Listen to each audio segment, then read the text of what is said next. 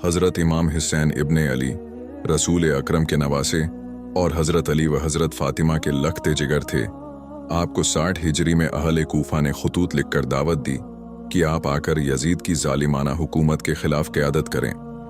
मगर जब यजीद के कारिंदों ने कूफा के लोगों पर दबाव डाला तो वो अपने वादे से फिर गए। हज़रत इमाम हुसैन ने जान लिया कि रास्ता आसान नहीं, मगर फिर भी हक़ का इल्म बुलंद करने के लिए मदीना से करबला का सफ़र इख्तियार किया। करबला पहुंचकर यजीदी लश्कर ने आपको और आपके साथियों का मुहासिरा कर लिया। पानी बंद कर दिया गया, बच्चे प्यास से तड़पने लगे, मगर फिर भी आपने जुल्म के आगे सर न झुकाया। 10 मुहर्रमुल हराम 61 हिजरी को हज़रत इमाम हुसैन और उनके जाननिसार साथियों ने हक़ के लिए जाम शहादत नूश किया। आपकी ये कुर्बानी रहती दुनिया तक हक़ और बातिल के दरमियान एक रोशन मिसाल बन गई। ये वाक़या हमें सिखाता है कि सच्चाई और इंसाफ के लिए हर कुर्बानी देने से दरिग नहीं करना चाहिए।